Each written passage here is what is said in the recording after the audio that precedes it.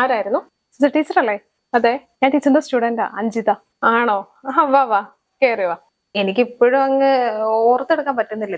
അങ്ങനെ പെട്ടെന്ന് ഓർക്കത്തൊന്നും ഇല്ല. പക്ഷെ ഒരു കാര്യം പറഞ്ഞാൽ ടീച്ചർക്ക് ഓർമ്മ വരും.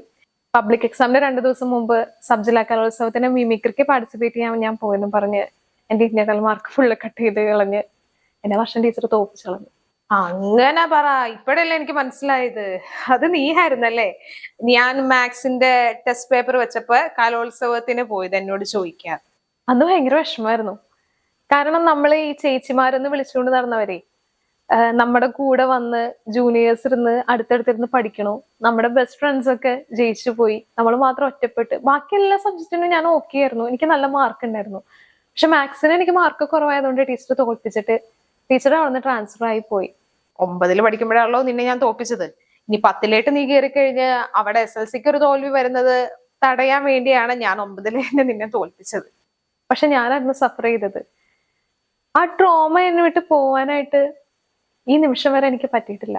പക്ഷെ എന്തെങ്കിലും ഒരു ദിവസം ടീച്ചറെ നേരിട്ട് വന്ന് കാണണം, ലൈഫിൽ ഒരുപാട് അച്ചീവ് ചെയ്ത് ടീച്ചറിന്റെ മുമ്പിൽ വരണം എന്ന് എനിക്ക് നല്ല ആഗ്രഹം ഉണ്ടായിരുന്നു. ഇതൊക്കെ കൂടെ ടീച്ചറിന്റെ അടുത്ത് വരണം എന്നുണ്ട്. ഇതെന്റെ 10th സർട്ടിഫിക്കറ്റ് ആണ്. എനിക്ക് ഫുൾ A+ ആണ്, ഇൻക്ലൂഡിങ് മാത്സ്. ഇതെന്റെ +2, ഇതെന്റെ ഡിഗ്രി, ഇതെന്റെ PG, ഇതെന്റെ B.Ed.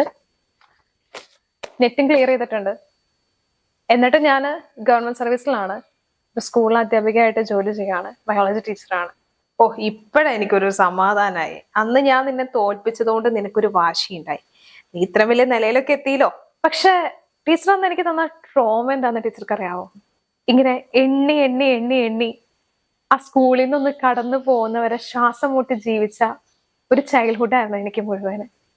പിന്നെ ടീച്ചർ ഞങ്ങളെയൊക്കെ കമ്പയർ ചെയ്യുന്നതൊരു ശ്രീലക്ഷ്മി ഉണ്ടില്ലേ നമ്മുടെ ക്ലാസ്സിലെ പിന്നെ ശ്രീലക്ഷ്മിനെ ഞാൻ ഓർക്കുന്നുണ്ട്. ശ്രീലക്ഷ്മി എന്റെ ഫേവറേറ്റ് സ്റ്റുഡന്റ് ആയിരുന്നല്ലോ.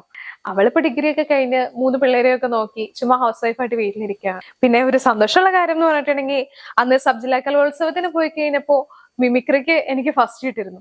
അന്ന് നീ ഏതാണ്ട് സൗണ്ട് ഒക്കെ ഉണ്ടാക്കി നടന്നുകൊണ്ടിരുന്നതല്ലേ? ഞാനത് എന്റെ ഒക്കെ ഒരു എക്സ്ട്രാ കരിക്കുലർ ആക്ടിവിറ്റി ആയിട്ട് കണ്ട് എനിക്ക് അതിനൊരു ഗിന്നസ് റെക്കോർഡും കിട്ടിയിട്ടുണ്ട്. അപ്പൊ ഈ ഒരു പ്രായത്തിൽ ഇത്ര അച്ചീവ്മെന്റ് ഒക്കെ കിട്ടി. അപ്പൊ ടീച്ചറെ അതൊക്കെ വന്നൊന്ന് അറിയിക്കണമല്ലോ, ചുമ്മാ അങ്ങ് പോവാൻ പറ്റില്ലല്ലോ ഈ വഴി. പിന്നെ ടീച്ചറിന്റെ മോളിപ്പോ എന്ത് ചെയ്യുന്നു? മോളങ്ങ് ബാംഗ്ലൂര്. മറക്കണ്ട, മോള് വിളിച്ചെടുപ്പോയ കാര്യമൊക്കെ ഞാൻ അറിയാം. എന്തായാലും എന്റെ മക്കളെ കൊണ്ട് ഞാൻ അങ്ങനെ ഒരു മോശം വർത്താനം പറയിപ്പിക്കില്ല.